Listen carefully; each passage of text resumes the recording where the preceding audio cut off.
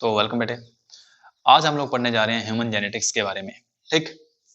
तो जैसा कि हम लोग जानते हैं कि जो इनहेरिटेंस के प्रिंसिपल्स हैं, ठीक, वो सारे के सारे ऑर्गेनिज्म के ऊपर अप्लाई होते हैं। ठीक, सारे के सारे ऑर्गेनिजम्स पे वो क्या होते हैं, एप्लीकेबल होते हैं। तो यहाँ पर क्वेश्चन ये उठता है कि हमारी जो नॉलेज है इसकी, जो प्रिंसिपल्स है हमारे पास इनहेरिटेंस के, ठीक, उसका हम लोग ह्यूमन बेटरमेंट के अंदर या फिर ह्यूमन वेलफेयर के अंदर कैसे यूज कर सकते हैं। तो जब ये बात आती है तो हमारे पास क्या है, साइंस की नई ब्रांच, जेनेटिक्स की एक नई ब्रांच ह्यूमन जेनेटिक्स निकल के सामने आती है। ठीक। तो इसके अंदर बेसिकली हम लोग क्या करते हैं, ह्यूमन जेनेटिक्स के अंदर जो वेरियस ट्रेट्स हैं, ठीक है, वेरियस ट्रेट्स हैं ह्यूमन बींग्स के, वेरियस ट्रेट्स हैं, ठीक, इन ह्यूमंस, ठीक है, इनके हम लोग क्या करते हैं, इनहेरिटेंस की स्टडी करते हैं। क्या करते हैं, इनहेरिटेंस की स्टडी करते हैं। तो inheritance of various states in humans, ठीक, इसी को हम लोग क्या बोलते हैं कि ह्यूमन जेनेटिक्स बोलते हैं। अब यहाँ पर इसके पीछे आइडिया क्या है कि हमें जानते हैं कि कुछ एक डिसऑर्डर्स जो होते हैं, कुछ एक जो डिसऑर्डर्स होते हैं, ठीक है, जो कि फैमिली के अंदर लगातार बने रहते हैं, जो कि फैमिली के अंदर लगातार बने रहते हैं, ठीक है, जेनेटिक डिसऑर्डर जिसको हम लोग बोलते हैं, उनका हम लोग इलाज कर पाए, उनका हम लोग क्या कर पाए, इलाज कर पाए। ठीक। तो एक प्रसिद्ध वैज्ञानिक, ठीक है, एक महान वैज्ञानिक, एक साइंटिस्ट जिनका नाम क्या है, आर्कीबाल्ड डॉक्टर आर्कीबाल्ड गैरोड, ठीक है, डॉक्टर आर्कीबाल्ड गैरोड, इन्होंने क्या बताया सबसे पहले कि जो इनबॉर्न एरर्स हैं मेटाबॉलिज्म के, वो क्या होते हैं कि जेनेटिकली होते हैं। ठीक है, मतलब क्या है कि वो एक पीढ़ी से, एक जनरेशन से नेक्स्ट जनरेशन के अंदर जाते हैं। ठीक। कौन से, जो इनबॉर्न एरर्स हैं मेटाबॉलिज्म के, वो क्या है कि जेनेटिकली, वो क्या है, जेनेटिक डिसऑर्डर्स हैं एक्चुअल के अंदर, क्या है वो, जेनेटिक डिसऑर्डर्स हैं। ठीक। जेनेटिक डिसऑर्डर्स जो हैं, ठीक, ये क्या होते हैं कि वन जनरेशन से, ठीक है, from one generation to next generation, from one generation to next generation, ये आगे कैरी होते हैं। ठीक, from one generation to next generation, ये आगे कैरी होते रहते हैं। ठीक। अब बेसिकली है क्या कि इसको हम क्या बोलते हैं, डॉक्टर आर्कीबाल्ड गैरोड ने हमें क्या बताया था कि जो जेनेटिक डिसऑर्डर्स हैं, ठीक, बेसिकली कौन से, इनबॉर्न एरर्स जो हैं, कौन से, इनबॉर्न एरर्स, ठीक है, जो जन्मजात होते हैं, जिनको हम बोल सकते हैं इनबॉर्न जो होते हैं, ठीक, इनबॉर्न एरर्स होते हैं। ठीक। इन्होंने सबसे पहले इसके बारे में बताया कि जो इनबॉर्न एरर्स हैं, ठीक, किसने बताया इसके बारे में, डॉक्टर आर्कीबाल्ड गैरोड ने बताया। इसीलिए हम लोग इन्हें क्या बोलते हैं, ह्यूमन जेनेटिक्स का फादर बोलते हैं। क्या बोलते हैं, father of human genetics, father of human genetics. ठीक बेटे, क्या बोलते हैं इसे, फादर ऑफ ह्यूमन जेनेटिक्स बोलते हैं। ठीक। और इन्होंने क्या बताया कि ये जो इनबॉर्न एरर्स हैं, ये क्या होते हैं कि एक जनरेशन से नेक्स्ट जनरेशन के अंदर जाते हैं। ठीक। और जेनेटिक डिसऑर्डर्स होते हैं, इसलिए हम लोग क्या बोल दिया इन्हें बोला हमने फादर ऑफ ह्यूमन जेनेटिक्स। ठीक।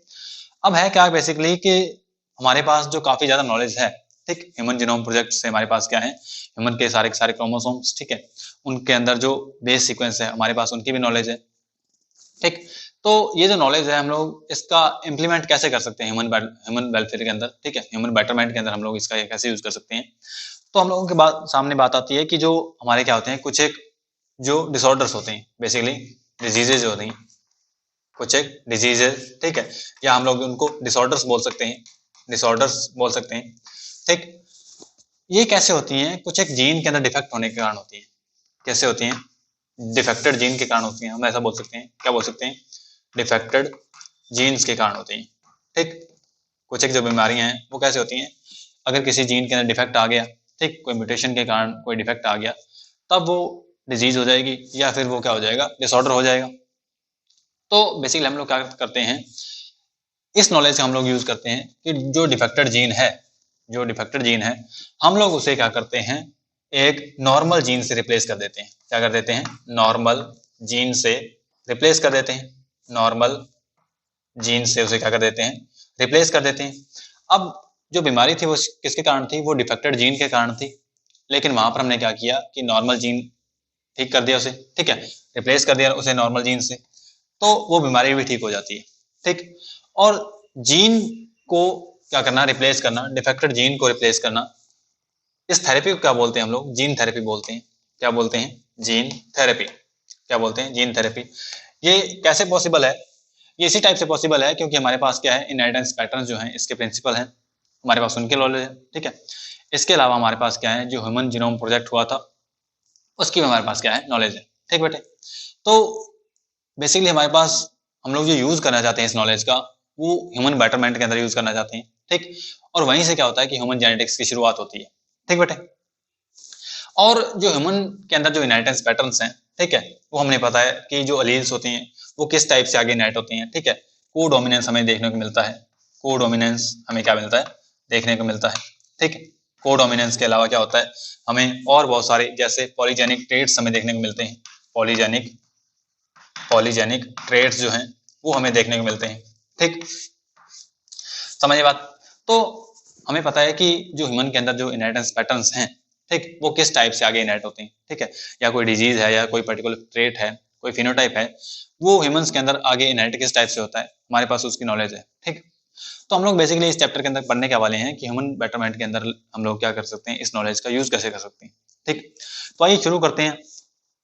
हम लोग बेसिकली क्या बात करने वाले हैं कि सबसे पहले जो ह्यूमन का जीनोम है, ठीक है, एक्चुअल के अंदर जो जेनेटिक रिसर्च है, ठीक, हम लोग बात करें कि जो जेनेटिक रिसर्च है, जेनेटिक रिसर्च है, ठीक है, इसके अंदर जो ह्यूमन है वो ज्यादा यूजफुल नहीं है। जो ह्यूमन है जेनेटिक रिसर्च के अंदर ह्यूमन ज्यादा यूजफुल नहीं है। ऐसा हम लोग क्यों बोल रहे हैं कि मतलब जो ह्यूमन है वो सूटेबल नहीं है, सूटेबल नहीं है, ठीक। ऐसा हम लोग क्यों बोल रहे हैं कि जैसा कि हम लोग जानते हैं जो मेंडल के प्रिंसिपल्स होते हैं, ठीक, उसके अंदर हम लोग क्या करते हैं, बैक क्रॉस करवाते हैं, ठीक है, टेस्ट क्रॉस करवाते हैं। तो हम लोग क्या करवाते हैं कि जो प्रोजेनी होती है उसको क्रॉस करवाते हैं उनके पेरेंट्स के साथ में, ठीक। लेकिन ऐसा ह्यूमन के अंदर पॉसिबल थोड़ी ना, ठीक। हम लोग ऐसा नहीं कर सकते क्योंकि कुछ एक वहां पर क्या है, कुछ एक मोरल इश्यूज हैं, कुछ एक मोरल इश्यूज हैं, ठीक, मोरल इश्यूज हैं, ठीक, कुछ एक इथिकल इश्यूज हैं, ठीक, एथिकल इश्यूज हैं, मोरल इश्यूज हैं, एथिकल इश्यूज हैं, ठीक। और कुछ एक क्या है, सोशल इश्यूज भी हैं, इसके कुछ एक क्या है, सोशल इश्यूज भी हैं। तो इसलिए हम लोग क्या कर सकते हैं कि ह्यूमन जो है वो इतना ज्यादा क्या है, सुटेबल नहीं है, ठीक, जेनेटिक रिसर्च के लिए। क्योंकि हम लोग क्या करते हैं कि जेनेटिक्स के अंदर काफी ज्यादा क्रॉस करवाते हैं, ठीक, क्लोज रिलेशंस के बीच में क्या करवाते हैं, क्रॉस करवाते हैं, लेकिन ह्यूमन के अंदर ये पॉसिबल नहीं है, ठीक। अब हम लोग नेक्स्ट बात करें कि जो ह्यूमन के अंदर जो प्रोजेनी है, ठीक, जो प्रोजेनी है इसका नंबर भी कम होता है, ठीक है। प्रोजेनी का जो नंबर होता है ह्यूमंस के अंदर, ठीक है, वो काफी ज्यादा कम होता है, वो काफी ज्यादा क्या होता है, कम होता है, ठीक है। इसलिए हमारे पास ज्यादा स्टैटिस्टिकल जो एनालिसिस है उसके कुछ ज्यादा हमारे पास स्कोप बचता नहीं है, ठीक। इसके अलावा हम लोग अगर बात करें कि जो जनरेशन पीरियड है, जो जनरेशन पीरियड है ह्यूमंस के अंदर, जनरेशन पीरियड जो है वो क्या है, वो लगभग 20 ईयर्स है। वो क्या है, लगभग 20 ईयर्स है। जनरेशन पीरियड का मतलब क्या है कि अगर मान लीजिए आज कोई जो फीमेल चाइल्ड है उसका बर्थ हुआ है, तो उसके 20 ईयर के बाद में क्या होगा कि वो आगे कोई नई प्रोजेनी को, ठीक है, आगे कोई नई प्रोजेनी को प्रोड्यूस कर पाएगी, ठीक। तो जनरेशन पीरियड काफी ज्यादा हो सकता है, काफी ज्यादा होता है, 25 साल तक भी हो सकता है, 20 to 25 ईयर्स तक भी हो सकता है, ठीक। इसके अलावा हम लोग बात करें कि जो जीन्स हैं ह्यूमंस के अंदर वो काफी ज्यादा क्या है, कॉम्प्लेक्स हैं, ठीक। जो जीन्स हैं ह्यूमंस के अंदर वो काफी ज्यादा कॉम्प्लेक्स हैं। अलील्स हमें ह्यूमंस के अंदर काफी ज्यादा देखने को मिलते हैं, ठीक। लेकिन अगर हम लोग बात करें कि जो पी प्लांट है, ठीक है, उसके अंदर टॉलनेस के लिए क्या होता है कि सिर्फ हमारे पास सिंगल पेयर ऑफ अलील्स होते हैं, ठीक। टॉलनेस के लिए कैपिटल टी क्या है कि टॉल प्लांट होगा और स्मॉल टी क्या होगा, ड्वार्फ प्लांट होगा। लेकिन ह्यूमन के अंदर ऐसा नहीं होता है, काफी ज्यादा हमारे पास क्या होते हैं, जीन्स होते हैं टॉलनेस के लिए, ठीक। स्किन कलर के लिए हमारे पास क्या होते हैं, काफी ज्यादा जीन्स होते हैं। तो और हम लोग बात करें कि जो ह्यूमन कैरेक्टर्स हैं, जो ह्यूमन कैरेक्टर्स हैं, ठीक है, उसके ऊपर क्या होता है कि एनवायरनमेंट का भी फर्क पड़ता है, उसके ऊपर एनवायरनमेंट का भी क्या होता है, फर्क पड़ता है, ठीक है। एनवायरमेंटल जो फैक्टर्स होते हैं, एनवायरमेंटल जो फैक्टर्स होते हैं वो क्या करते हैं, ह्यूमंस को इफेक्ट करते हैं, ठीक। तो हमें वहां पर लग सकता है कि ये जो ट्रेट है ह्यूमन बीइंग के अंदर एनवायरनमेंट के कारण वो जेनेटिक हो सकता है, ठीक है। जेनेटिक और एनवायरमेंटल जो फैक्टर हैं, हम लोग एक्चुअल के अंदर फिनोटाइप को देखते हैं और वो जेनेटिक ना होके एनवायरमेंटल भी हो सकता है, ठीक बेटे। और बेसिकली हम लोग बात करें कि जो कोई भी ह्यूमन है, ठीक है, कोई भी ह्यूमन है, उसके अंदर बेसिकली अगर स्टडी करने लग जाए हम लोग तो 3 या फिर 4 जनरेशन तक ही हम लोग स्टडी कर पाते हैं, ठीक है, क्योंकि लाइफ स्पैन लंबा होता है ह्यूमन का। तो ये कुछ एक कारण है जिसके कारण जो जेनेटिक रिसर्च है वो जो मैन है, ठीक है, वो सूटेबल नहीं है जेनेटिक रिसर्च के लिए।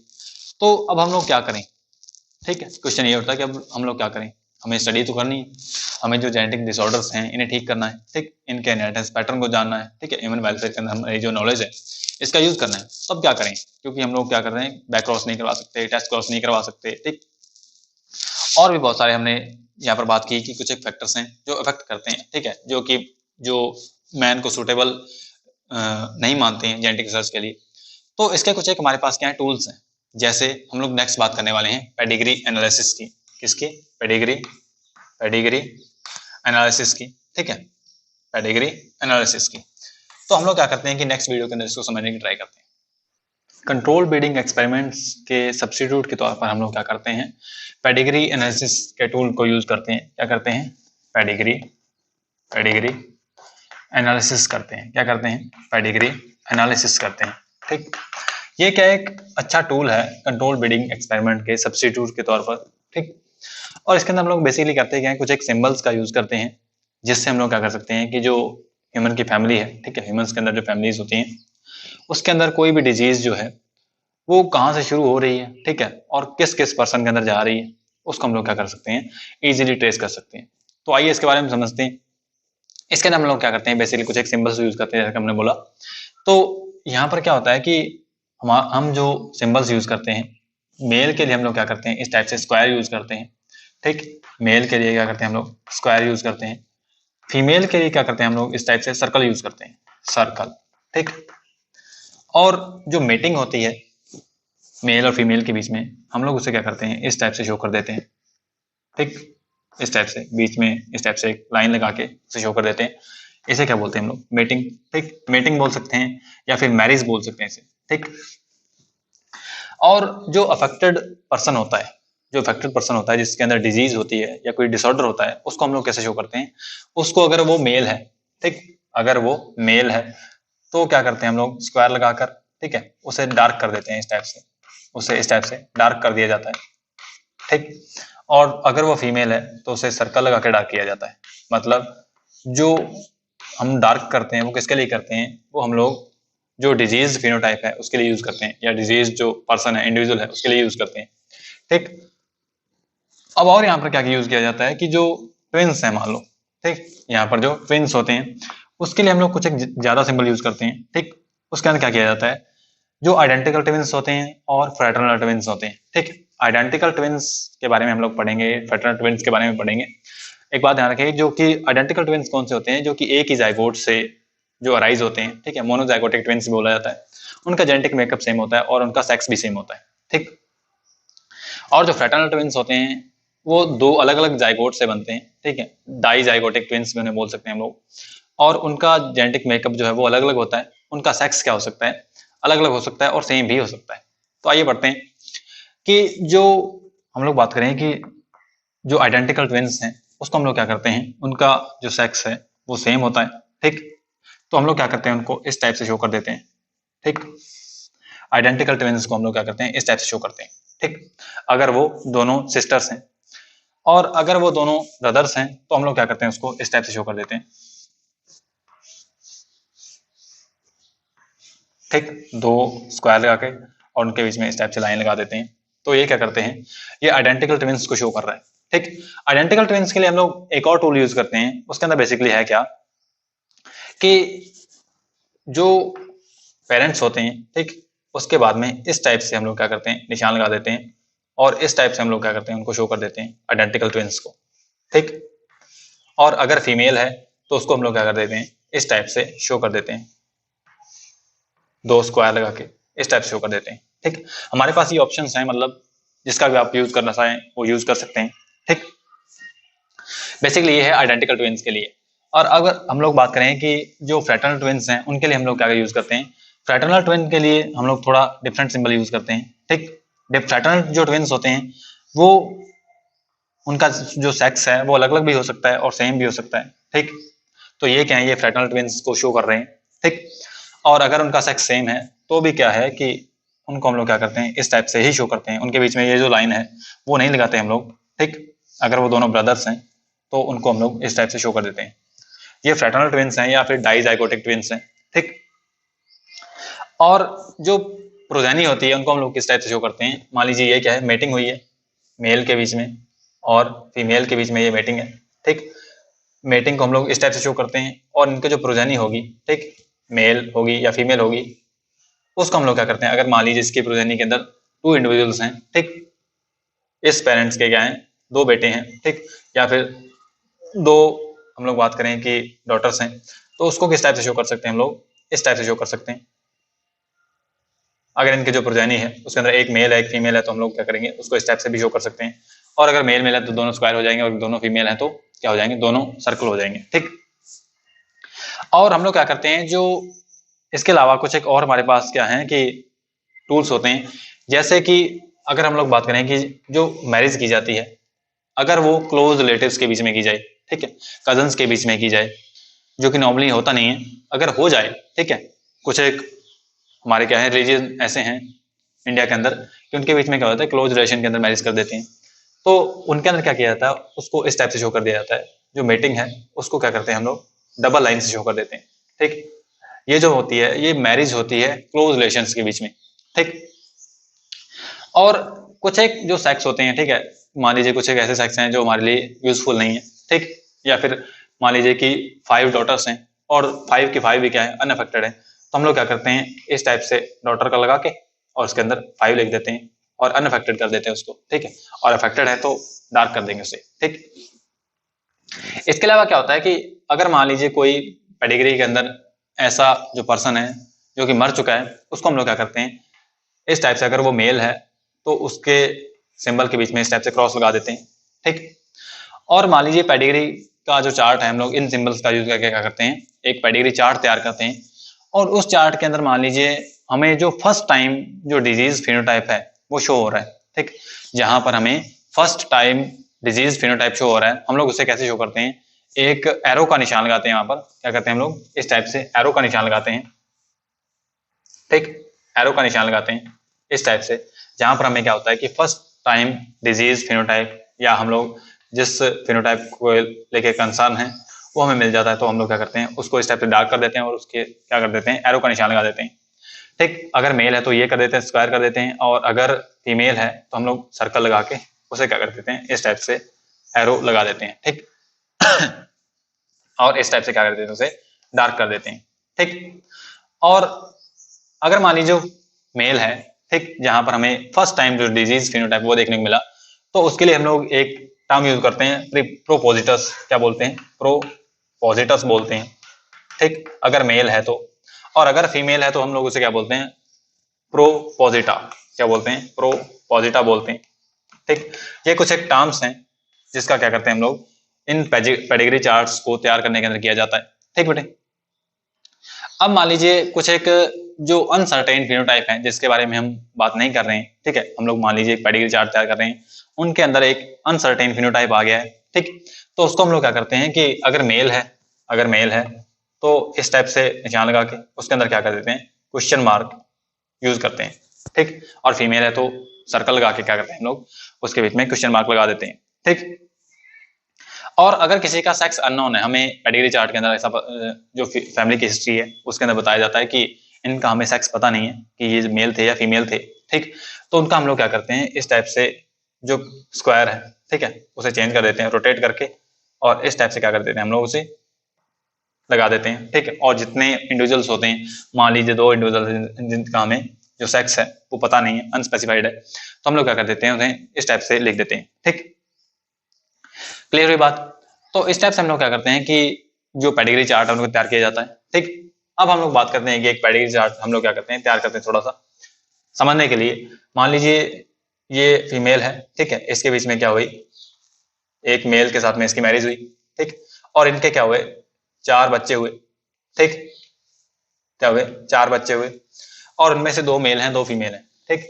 तो हम लोग मेल को स्क्वायर से क्या करते हैं, डोनेट करते हैं, और फीमेल को हम लोग सर्कल से डोनेट करते हैं, ठीक है, डिनोट करते हैं, सॉरी। और फिर क्या हुआ कि अगर ये जो पर्सन है, ठीक, ये जो प्रोजेनी है, मेल जो है, इसके अंदर डिजीज फेनोटाइप है, तो हम लोग क्या करेंगे, इसको इस टाइप से शो कर देंगे, ठीक। और इसकी अगर मैरिज होती है तो हम लोग उसको इस टाइप से शो करेंगे, ठीक। और अगर ये जो मैरिज है ये क्लोज रिलेशन के बीच में है तो हम लोग इसे क्या कर देंगे, इस टाइप से डबल लाइन लगा के शो करेंगे, ठीक। तो उम्मीद आप समझ चुके होंगे इसको, ठीक। तो आइए हम लोग अब क्या करते हैं कि कुछ एक और जो पेडिग्री के बारे में जो बातें हैं उनको समझने की ट्राई करते हैं, ठीक। अब हम लोग बेसिकली बात करते हैं कि जो रिसेसिव ट्रेट्स होते हैं, ठीक।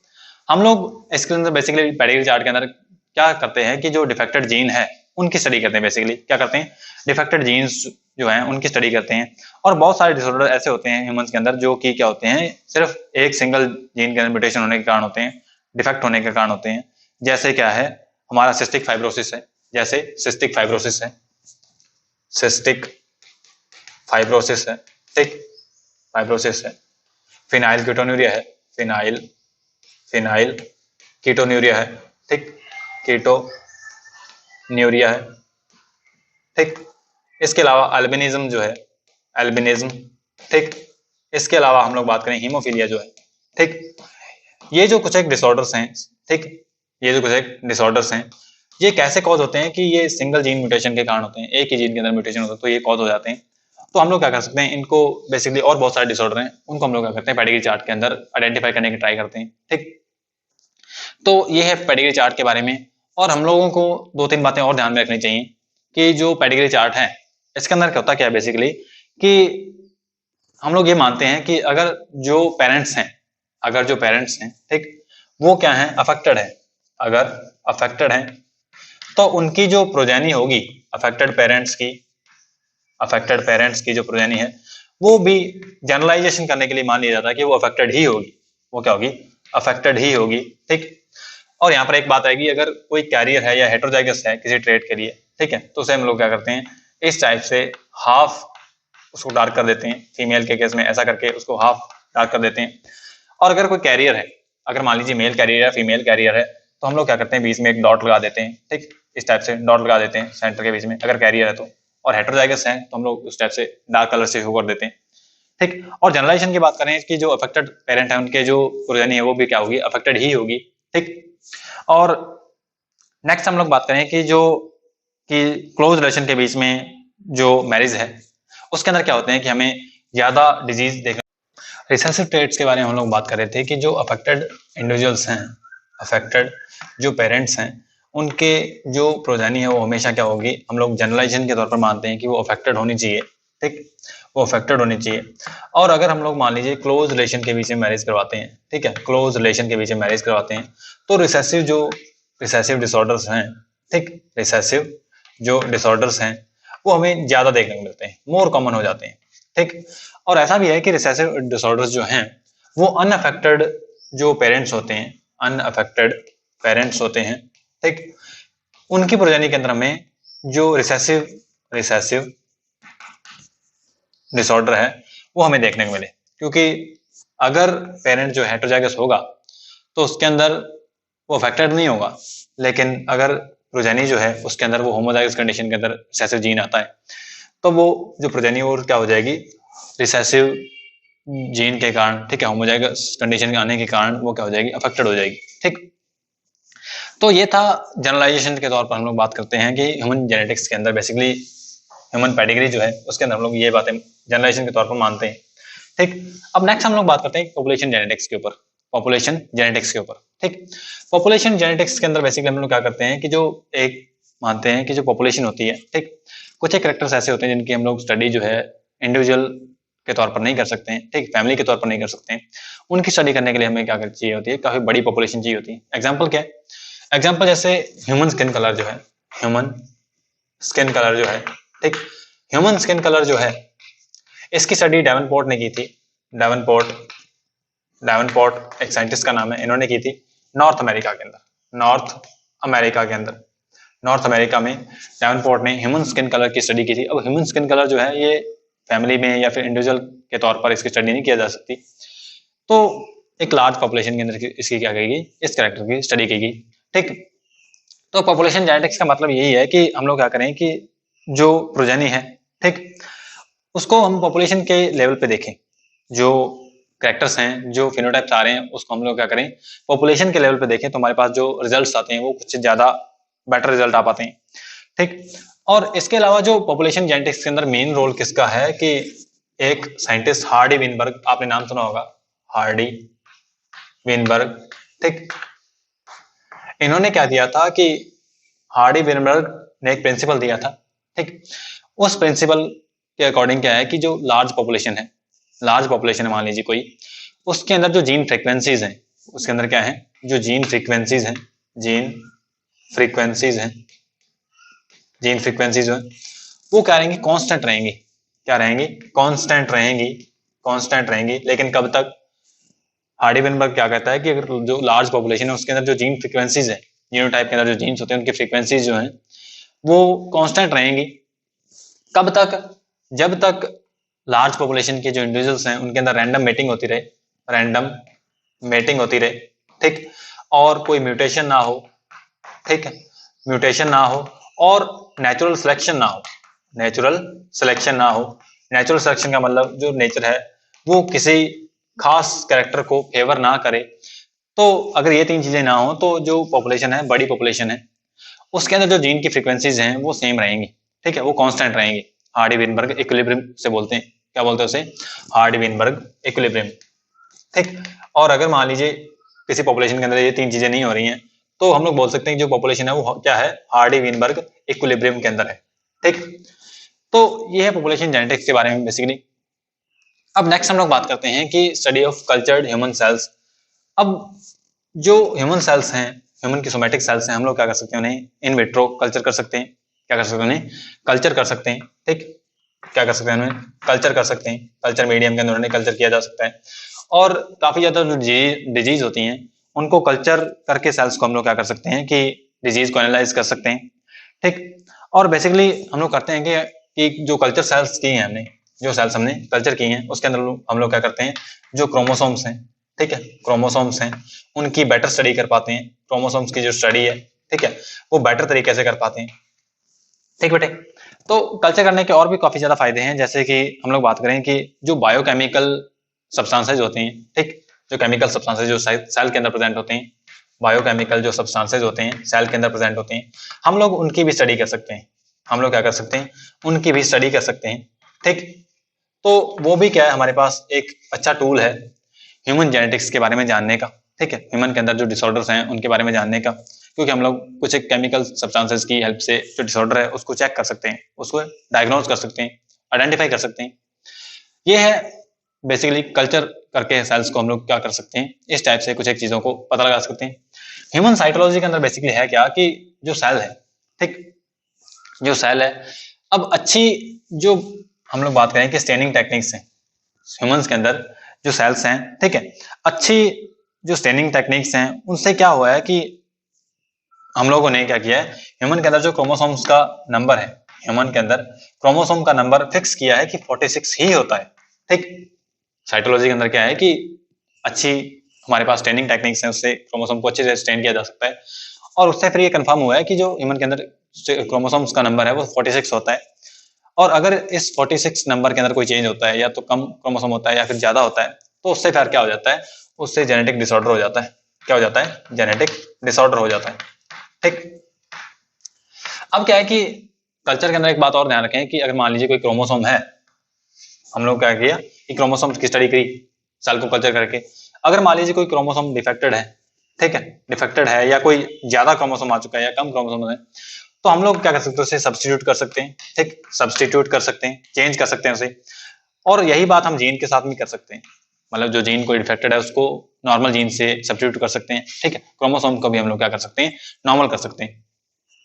इसके बाद में बायोकेमिकल जेनेटिक्स के अंदर हमें क्या पता चलता है कि कुछ एक केमिकल्स होते हैं सेल्स के अंदर, ठीक है, हमने बात की थी कि उनके कारण भी हम लोग क्या कर सकते हैं कि ह्यूमन के लिए जो एडवांसमेंट बेटरमेंट के लिए उसका यूज कर सकते हैं। कैसे कि कुछ एक जो डिसऑर्डर्स होते हैं उनके अंदर हम लोग क्या करते हैं, केमिकल्स का पता लगा लेते हैं, ठीक, और उन केमिकल्स की जो प्रेजेंस है वो बता देती है कि डिसऑर्डर है या नहीं है, ठीक है।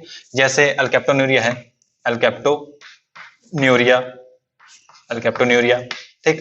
इसके अलावा हम लोग बात करें कि फिनाइल कीटोन्यूरिया, फिनाइल कीटोन्यूरिया, ठीक। इसके अलावा हम लोग बात करें कि डायबिटीज मेलिटस, ठीक है। ये क्या है, कुछ एक डिसऑर्डर है जो कि हम लोग क्या कर सकते हैं, बायोकेमिकल स्टडीज के थ्रू आइडेंटिफाई कर सकते हैं इनको, ठीक। और इनको आइडेंटिफाई करने के बाद में हम लोग क्या कर सकते हैं कि कुछ एक जो जीन्स हैं, ठीक, जीन थेरेपी कर सकते हैं हम लोग, ठीक। या हम लोग क्या कर सकते हैं कि प्रॉपर ट्रीटमेंट कर सकते हैं, सिंपल वर्ड्स में बोले तो। अब जो स्टडी ऑफ ट्विंस है, इसने भी क्या किया, ह्यूमन जेनेटिक्स को एक अच्छा लेवल दिया है, आगे के लेवल पे लेके गया है, ठीक है। स्टडी ऑफ ट्विंस के अंदर हम लोग बात करने वाले हैं कि जो ट्विंस हैं बेसिकली, ठीक है, वो दो टाइप के होते हैं। कौन कौन से? एक तो होते हैं मोनोजाइगोटिक, मोनोजाइगोटिक एंड दूसरे होते हैं डाइजाइगोटिक, ठीक है, डाइजाइगोटिक। मोनोजाइगोटिक को हम लोग क्या बोलते हैं, आइडेंटिकल ट्विंस भी बोलते हैं, और जो हमारे पास डाइजाइगोटिक है, हम फ्रैटर्नल ट्विंस भी बोलते हैं, फ्रैटर्नल ट्विंस भी बोलते हैं, ठीक। मोनोजाइगोटिक ट्विंस कैसे बनते हैं कि एक जो ओवम रिलीज होता है, उसको जब वो फर्स्ट क्लीवेज होता है तो वहां पर दो सेल्स बनती हैं, दो ब्लास्टोमेर्स बनते हैं, और ये दोनों ब्लास्टोमेर्स फिर क्या करते हैं, नेक्स्ट क्या करते हैं, अपना एक एम्ब्रियो की फॉर्म के अंदर डेवलप हो जाते हैं, ठीक है। एक ब्लास्टोमेर अलग एम्ब्रियो बनाता है, दूसरा जो ब्लास्टोमेर अलग एम्ब्रियो बनाता है। तो यहाँ पर क्या है कि माइटोसिस के कारण ब्लास्टोमेर बनते हैं। तो यहाँ पर एक बात क्लियर होगी कि इनका जो जेनेटिक मेकअप है वो सेम रहेगा, ठीक। इनका जो जेनेटिक मेकअप है वो सेम रहेगा, तो हम लोग इनको क्लोन भी बोल सकते हैं, ठीक, क्योंकि पेरेंट सेल की तरह ही इनका जेनेटिक मेकअप रहेगा। लेकिन डायजाइगोटिक या फिर फ्रैटर्नल ट्विंस के अंदर क्या होता है, बेसिकली कई बार क्या होता है, एब्नॉर्मल कंडीशन के अंदर जो फीमेल्स होती हैं उनके अंदर दो एग्स रिलीज हो जाते हैं, 2 एग्स रिलीज हो जाते हैं, और स्पर्म का नंबर हमें पता है कि काफी ज्यादा होता है।